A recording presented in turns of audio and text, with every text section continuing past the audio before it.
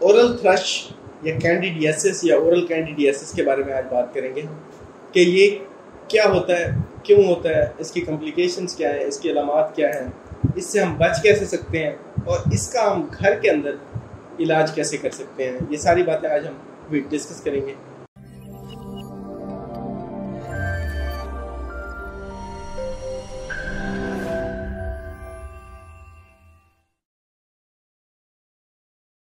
मैं हूं डॉक्टर इनकलाब फरीद और आप देख रहे हैं मेरा यूट्यूब चैनल। ओरल थ्रश जिसको कॉमनली कहा जाता है या ओरल कैंडिडियासिस इसका नाम है, ये क्या है?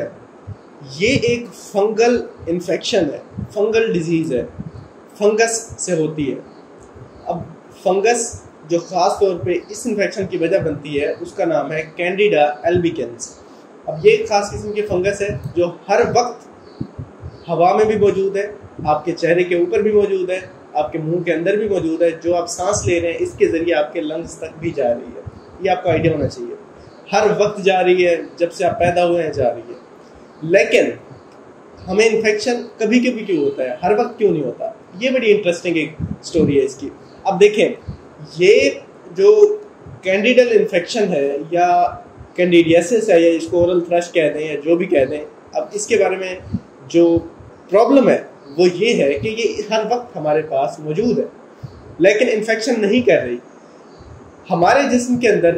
अब हम सिर्फ मुंह की बात कर लेते हैं। मुंह के अंदर मौजूद जितने भी जानदार हैं, छोटे छोटे जो माइक्रोस्कोपिक हैं, जो हमें नज़र नहीं आते, उनमें बैक्टीरिया हैं, वायरसेस हैं और फंगस है। अब ये जो फंगस है इनका आपस में एक मुकाबला रहता है। अब ओरल फ्लोरा इसको कहते हैं, नॉर्मल ओरल फ्लोरा, कि जो मुंह के अंदर नॉर्मली तौर पे चीज़ें पाई जाती हैं उनके अंदर ये मौजूद है। लेकिन इन्फेक्शन क्यों नहीं करती? कि एक बैलेंस बना हुआ है।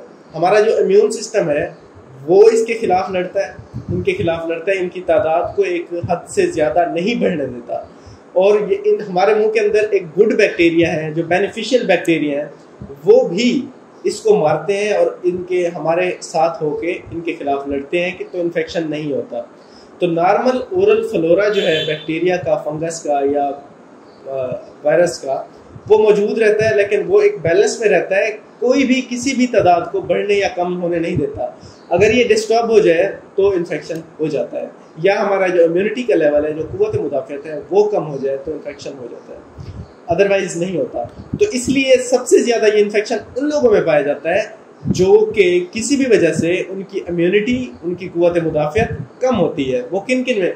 एक तो सबसे पहले बच्चों में बहुत ज़्यादा इम्यूनिटी कम होती है, क्योंकि वो अभी जब पैदा होते हैं तो उनकी बहुत केयर की ज़रूरत होती है, उनकी इम्यूनिटी अभी डेवलप हो रही होती है, तो उनमें ये इन्फेक्शन काफ़ी ज़्यादा पाया जाता है। या इसके अलावा जो इसका रिवर्स बच्चों का, बूढ़े, सबसे ज़्यादा जो बुज़ुर्ग हैं, उनको भी ये इन्फेक्शन बार बार होता है, क्योंकि तब भी इम्यूनिटी काफ़ी हद तक कम हो चुकी होती है। इसके अलावा आपको कोई ऐसी बीमारी है जिसमें आपकी कुव्वत मुदाफ़ियत कम हो सकती है, जिसमें HIV है या एड्स है, उस सूरत में भी आपकी ये इन्फेक्शन आपको बार बार रहता है।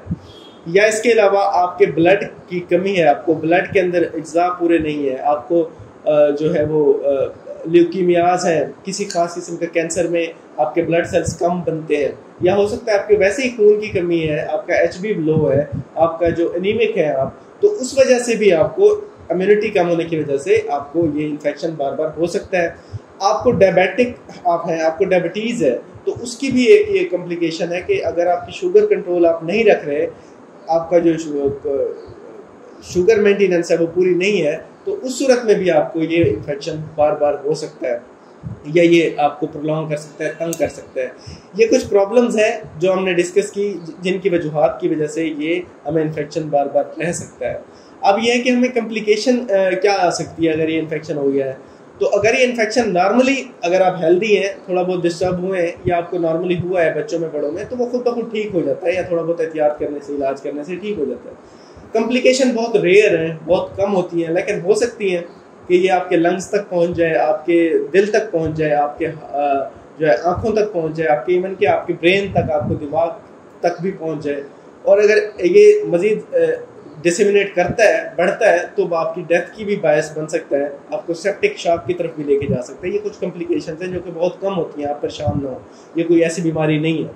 अच्छा, अब आगे हम डिस्कस कर रहे हैं कि इसको अब हम कैसे बचा सकते हैं, अब इस बीमारी से हम कैसे बच सकते हैं। बचाने के लिए सबसे पहले आपको 2 टाइम ब्रश करना चाहिए, मुंह की सफाई अच्छे से करनी चाहिए, और इसके अलावा आप जो है फ्लॉस का इस्तेमाल करें, दांतों की सफाई को बेहतर करें, और साल्ट वाटर रिंजेस आप मुंह के अंदर कुलियाँ करें, नीम गर्म पानी में नमक डाल के, थोड़ा सा नमक डालें और उससे कुलियाँ करें, उससे आपका बचाव रहेगा इस इन्फेक्शन से होने के लिए।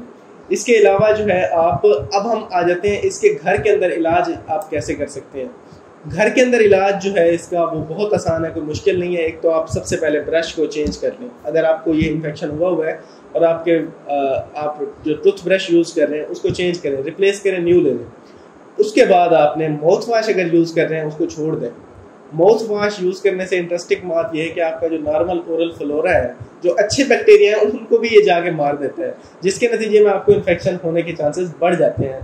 तो माउथ वाश यूज़ ख़त्म कर दें। मेडिकेटेड टूथपेस्ट जो है वो यूज़ ना करें। साल्ट वाटर रिंजेस करें, नमक डाल के पानी के अंदर उससे कुलियाँ करें। बेकिंग सोडा जो है वो पानी के अंदर डाल के उससे आप कुलियाँ कर सकते हैं। और इसके अलावा जो इंटरेस्टिंग इसका है वो ये कि आप योगर्ट जो है, दही जो है, उसको ज़्यादा से ज़्यादा लें। और हाँ, ये ख्याल रखना है कि दही के अंदर चीनी नहीं डालनी, चीनी से ये इन्फेक्शन बढ़ता है। तो कोशिश करें आप रिफाइंड शुगर जो है उसको यूज़ करें ही ना अगर ये आपको इन्फेक्शन है, और उसको बचाएं। आप दही के अंदर भी उसको ना डालें, क्योंकि अगर उसको डालेंगे तो इन्फेक्शन बढ़ सकता है। आप प्योर सिर्फ प्लेन दही यूज़ करें, उसको ज़्यादा से ज़्यादा लें।